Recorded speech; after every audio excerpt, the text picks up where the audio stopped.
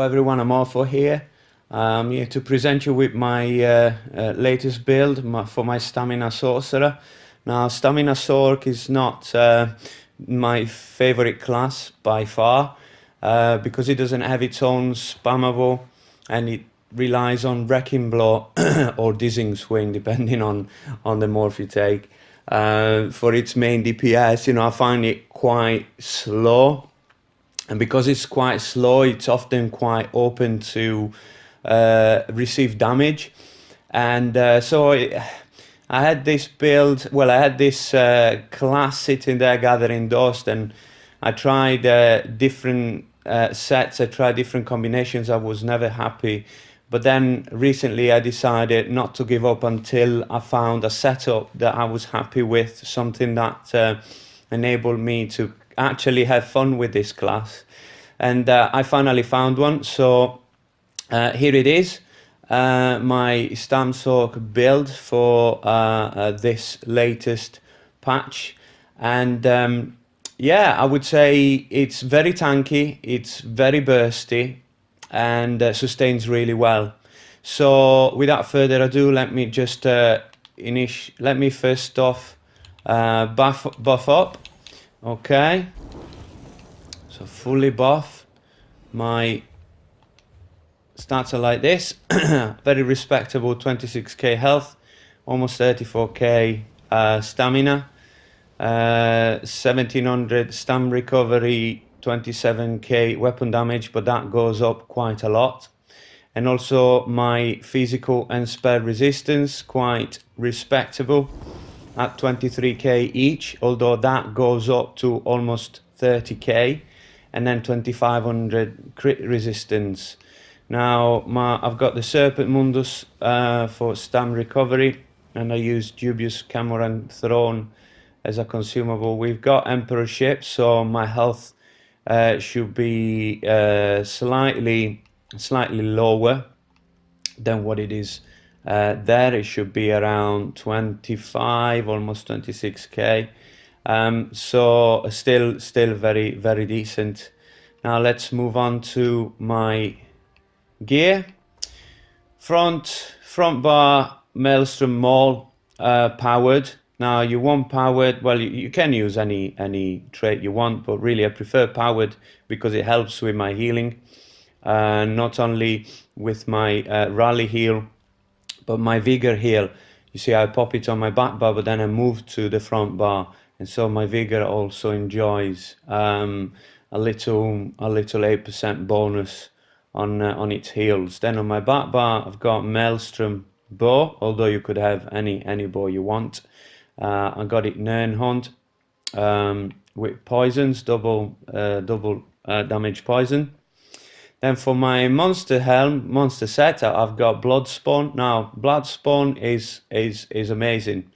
Not only gives me a bit extra stamina recovery, which is absolutely great, because I've always had a bit of sustain issues with my previous builds, and relying heavily on Dark Deal was never really quite wise. So that extra stam recovery is great, but the second piece bonus is amazing. It's twofold actually.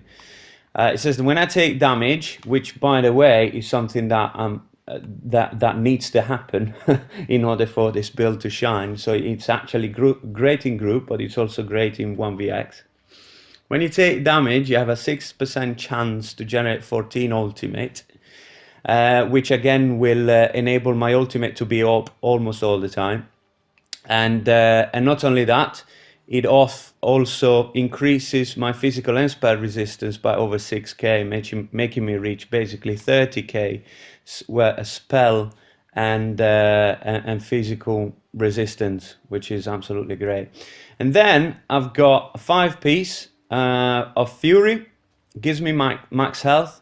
That really synergizes well with my passive, as being an orc grants me already extra health. Gives me max magicka, weapon damage, and then it says when you take critical damage, your weapon damage is increased by 29 for 6 seconds, stacking up to 25 times, which makes me reach, I think it's around 4k 4k weapon damage when I'm under pressure. So really this build shines when it's under pressure. This is why I'm saying 1vxing is ideal, because when I take damage, I proc blood spawn that increases my physical and spell resistance, as well as proccing my fury set and increasing my weapon damage. Then for my jewelry, I've got necklace and rings of agility, okay, which grant well, again, they grant me extra weapon damage and max stamina. Now on one of the jewelry, you want to have a reduced stamina cost glyph. Again, you're wearing full heavy, so everything costs a lot more. So my favorite setup is 1 reduced stamina cost and 2 weapon damage glyphs. Okay, as far as my consumables are concerned, again, I've already mentioned dubious Cameron throne. Then you want tri-stats. Then you want immovability pots. Now these are quite good because they restore health, stamina, as well as grant me stamina recovery, and granting obviously immovability. So these pots are really great. You could use another essence of immovability, the one that reveals stealthed opponents. That one's still quite good. I don't think it's this one. I have it somewhere. And then I also use essence of invisibility when things get a bit difficult. Now let's move on to the skills. Right. Front bar, I've got Expert Hunter. Now I have Expert Hunter to increase my weapon critical ratings to I think it's 32-35%. Got Rally, Major Brutality, and Burst Heal. Stampede. Now I prefer this morph because it slows down the opponent, helping me to land my dizzying swings. But you can use the other one. I've got dizzying swings, and then which is my spammable, and then reverse slice.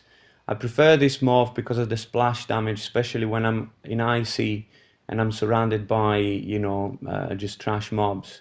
But it's also good in PvP, as very often when you're 1vxing, enemies tend to stack on you. So I prefer this morph over the other one.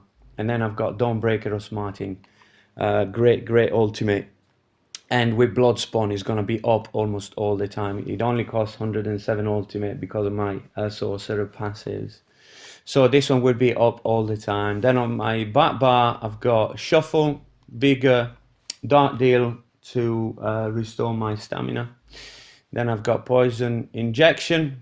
This one also helps out with your survivability. Just find a little corner, you know, find shelter behind an object, and then you know, break the line of sight, and then heal yourself with this. And then Hurricane not only grants me speed, but it grants me physical and spell resistance by 50 to 100, which is great. And then finally I've got Overload as my second ultimate. Now the reason why I use it is because it works like a little toolbox. Okay, I open a third bar, and these are the skills. I've got Ball of Lightning. This is to escape. Again, Resolving Vigor to heal myself while I run away. Crit Surge, you want to pop this one before a big fight, because each crit damage you do will heal you by 3k health, which is great. Rearming Trap, again, this one you want to put down on the floor before engaging, and this one not only will it snare the opponents doing damage and whatever, but it rearms itself, and it also increases my crit damage by 10%, which is great. And then Caltrops. Okay, so these are the skills. Now these are my champion points. Got 19 points into Warlord. This one helps me with breaking free. 75 Mooncalf, 43 Acanist, 43 into tenacity. This one helps me with sustain on my heavy attacks. 14 points into tumbling, as you will be roll dodging a lot, and I'll show you why in a moment.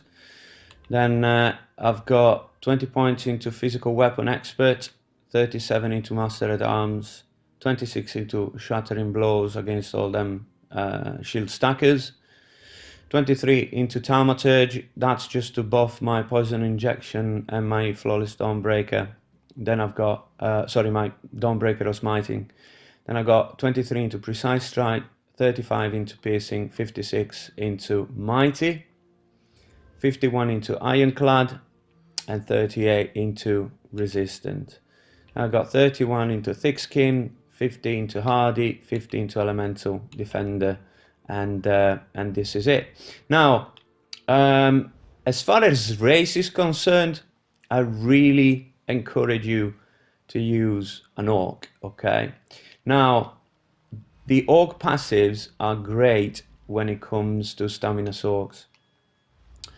Increases max health and max stamina. Okay, so sustain and survivability, that's great. Increasing healing received by 5% and health recovery by 20%. Now, if you weren't a vampire, you could be wearing, I can't remember what it's called, that set that basically when you fall under 60%, it increases your health recovery, which would work really greatly if I weren't a vampire. So that's why I'm not using it. And then finally, Swift Warrior. This is absolutely great for Sorgs. Not only increases our damage done with melee attacks by 4%, which is basically most of our attacks, but it reduces the cost to sprint and increases movement speed by 10% when we're sprinting. Right, so this means that I can run really, really fast, put Hurricane on, roll dodge, and then sprint. And I can sprint really, really, really fast. This is why I don't have streak anywhere either on my front or my back bar, because I simply don't need it. If I were to need it, because I were in trouble, I would just put my ultimate and streak away. So that's the build for you guys. I hope you enjoy it. I hope you like it, and any stam sorks out there that will find this helpful, let me know how it pans out. Again, this is a build that I've just made, but I wouldn't be surprised if there were other stam sorks out there with this kind of setup. Forgive me if you're out there and you feel like I stole your build. I honestly didn't.